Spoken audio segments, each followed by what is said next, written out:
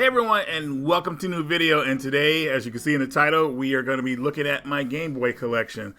So I actually had planned on doing this video pretty much almost a year ago, and I kind of like totally forgot about it. I hadn't done any system collection videos in a while, so I found the files, and I definitely want to get this out there, especially with the price of games the way they are now. I just kind of want to talk about this stuff. So I originally got the Game Boy back in 1990. My mom got it for me for Christmas, and I remember how happy I was. I wasn't too keen on Tetris at the time because I wasn't really into puzzle games, but my birthday was right after that, and I got Fall of the Foot Clan, Teenage Mutant Ninja Turtles, and really enjoyed that game. But now it's kind of funny looking back at it.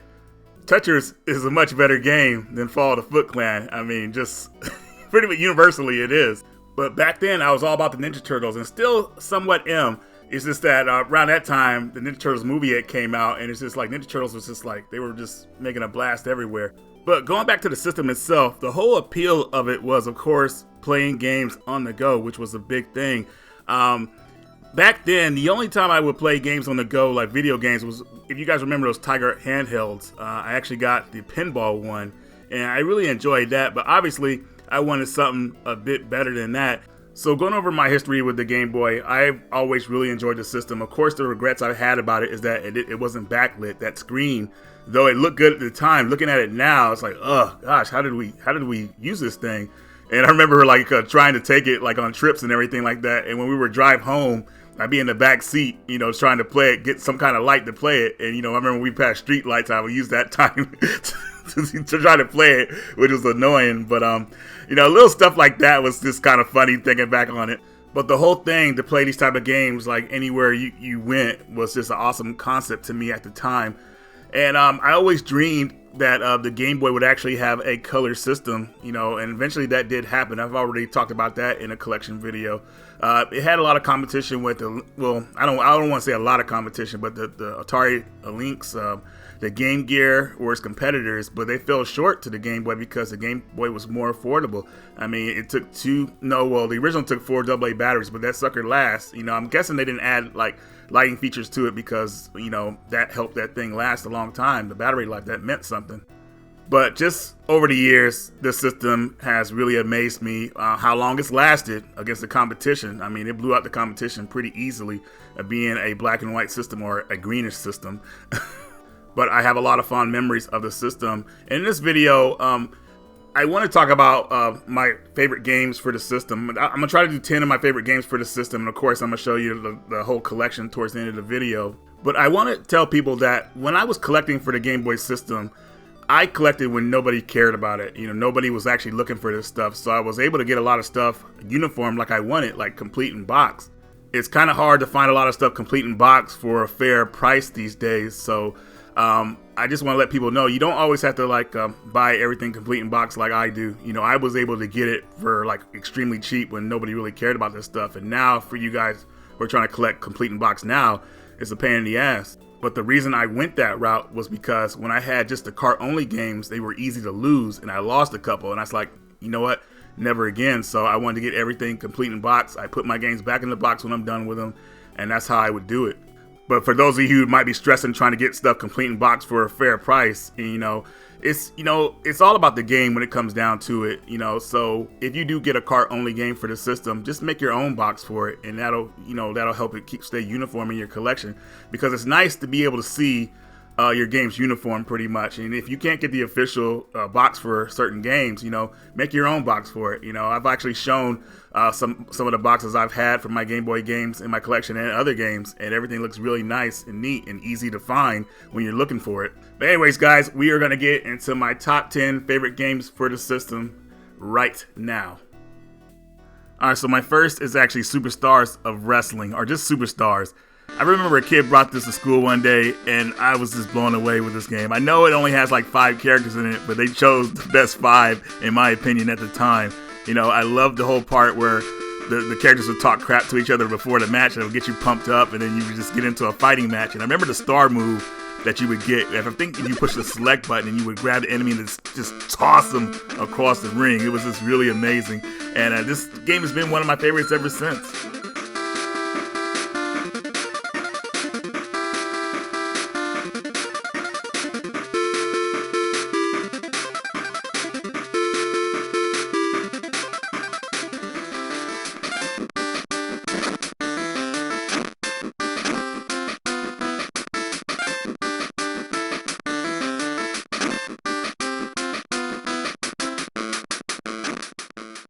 Double Dragon for the Game Boy I always felt was way better than the NES version.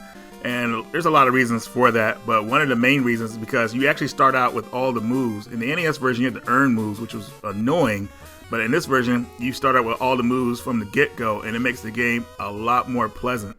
I had a lot more fun playing this version than the NES version, and the platform versions in this game are not as bad, but still, when you get to them, they're not as annoying as the NES version, at least in my opinion. But you guys let me know how you feel about Double Dragon for the Game Boy. Another thing too, this game actually tricked me, because when I saw the box for it back in the day, I thought it was actually going to be 2 players, but they tricked us with the 2-player one-on-one battle mode, which is kind of like, it's all right, but yeah, I just felt like it would have been a lot more fun if you could play 2 players in the regular story mode.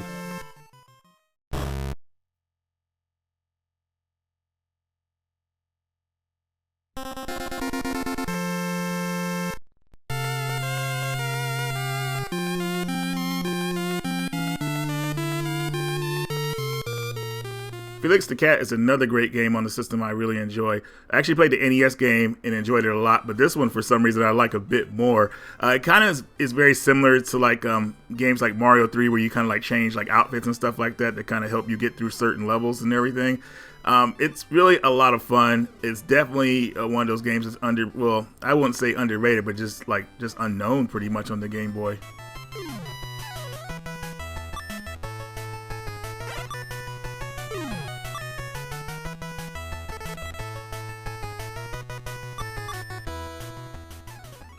Ninja Turtles Fall of the Foot Clan has a special place in my heart. This was the second game I got for the Game Boy system, and this was definitely an apology for the NES version that we got for Nintendo. That game was so freaking hard, even though I did beat that game, but like, geez, like, oh, that game was rough. But this one was a lot more straightforward and a lot more fun to play. And just I like the way the graphics look on the characters, like for the boss battles and stuff. Like Shredder looked like Shredder, Krang looked like Krang. You know, everything looked like pretty good. Like on the NES version, Shredder looked kind of like deformed and weird. But you know it was him, but it's like, what's going on here? But this was definitely a good start for the series on the Game Boy.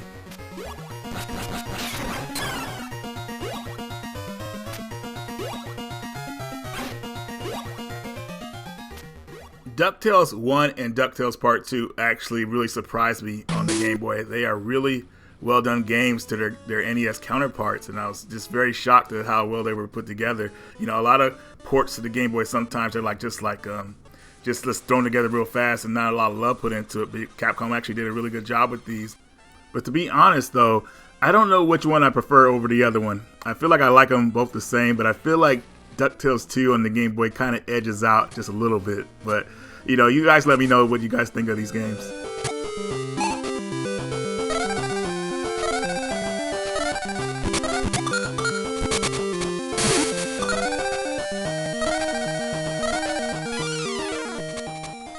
Mega Man 5 for the Game Boy was always an obscure game for the system because it came out late in the system's life cycle, and I don't remember a lot of people talking about it. They didn't really know it existed, but it was really unique because instead of like doing the regular like robots, they did like these planet robots based off planets, and they were actually pretty tough. The game is very unique in the whole Mega Man series, and it's a shame that the Mega Man Mania game, our anniversary game, never came out for the Game Boy, because basically what it was going to do was it was going to grab all 5 Mega Man games and put them on the Game Boy Advance, and those are all unique games. But definitely the most unique out of the 5 is definitely Mega Man 5 on the Game Boy. If you have not played this game, definitely try it out if you're a Mega Man fan.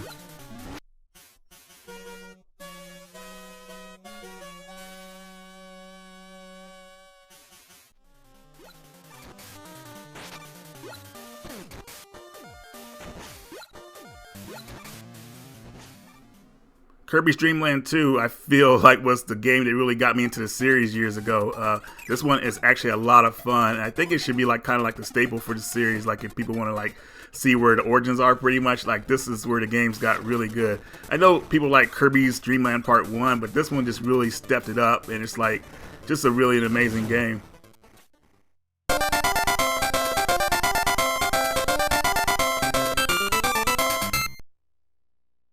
Here's Trip World.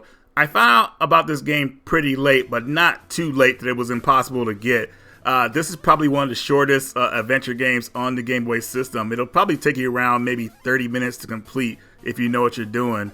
But even then, you know, it wouldn't even take that much longer if you didn't know what you were doing, like just kind of like just winging through the levels. But this game is really easy. It is fun. It's very charming. And it's definitely a game that you can play on the Game Boy system. You don't have to worry about the batteries running out on you pretty much. So definitely a cool game, but I don't know if it's worth the price that it's going for now. But might be something that people want to check out, but it's definitely one of my favorites.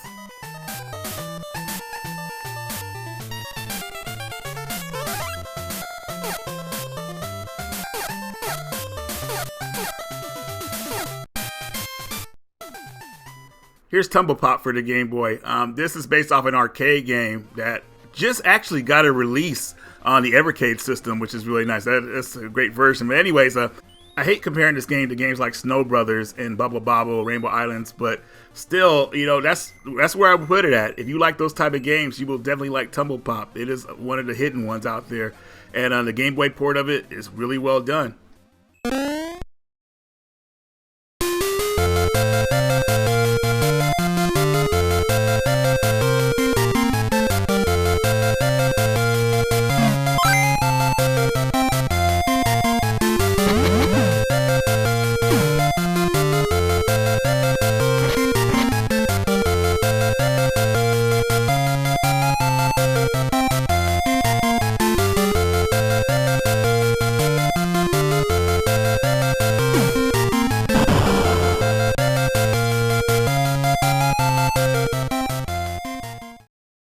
Now, I know we hit 10 games already, but I felt like I was cheating, like adding DuckTales 1 and 2. You know, I'm going to add that as one entry because they're sequels to each other, and they're pretty much the same game.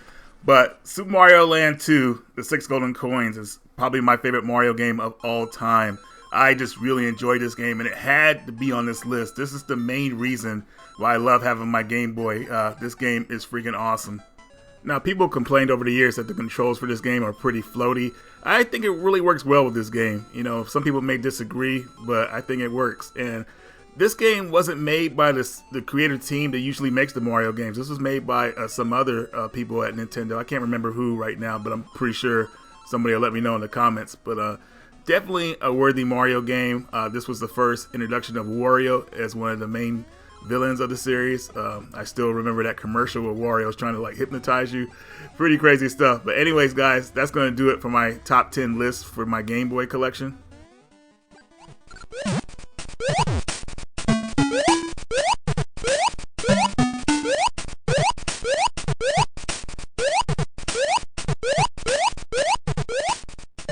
Alright, so now that we got past all that, here's the part that probably everybody's been waiting for. I'm going to show you my complete Game Boy collection, like everything I have. And yeah, you guys let me know what you think about it. And I'm going to leave it at that. But anyways, guys, I hope you enjoyed the video. Radical Reggie, and I will see you next time.